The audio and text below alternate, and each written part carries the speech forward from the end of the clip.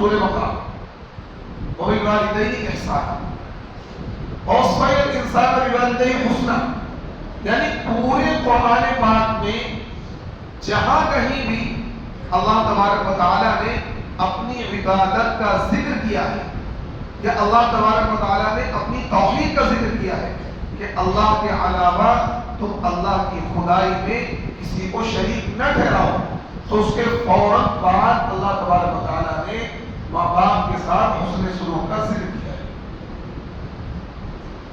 تو اس سے پتہ یہ لگا کہ حقوق العباد میں سب سے اہم مرتبہ ماں باپ کے ساتھ حسن سلوک کا ہے، اور ماں باپ کا مرتبہ کیوں بلند نہ ہو؟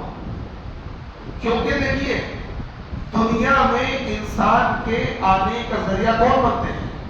ماں باپ۔ دنیا میں انسان کے آنے کا ذریعہ کون بنتے ہیں؟ ماں باپ۔ انسان کی تربیت اور اس کی پرورش کا ذریعہ کون بنتے ہیں؟ ماں باپ۔ ماں باپ کا اتنا بڑا مقام ہے، آپ اندازہ لگائیے، ایک شخص گزرے ہیں اویس کرنی نام کے،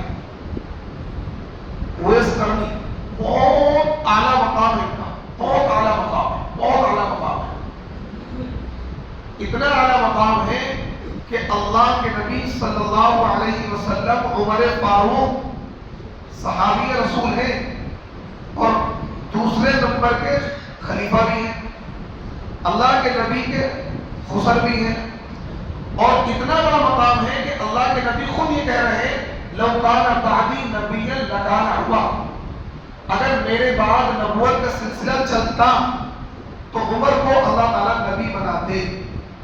اتنا بڑا مقام عمر کا ہے، لیکن اس عمر کو اللہ کے نبی صلی اللہ علیہ وسلم یہ کہہ رہے ہیں کہ اے عمر، میرے دنیا سے رخصت ہونے کے بعد یمن سے ایک شخص آئے گا۔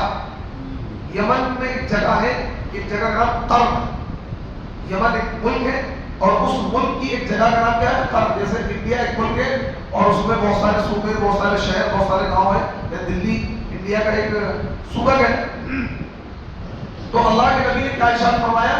اے عمر، یمن سے اور یمن میں قرن سے ایک شخص آئے گا جس کا نام اویس ہوگا، اس اویس نامی شخص سے تم اپنے لیے دعا کرانا۔ کیا کرانا؟ اپنے لیے دعا کرانا۔ کس سے کہہ رہے ہیں؟ صحابی رسول سے کہہ رہے ہیں، جبکہ حضرت اویس صحابی نہیں ہے،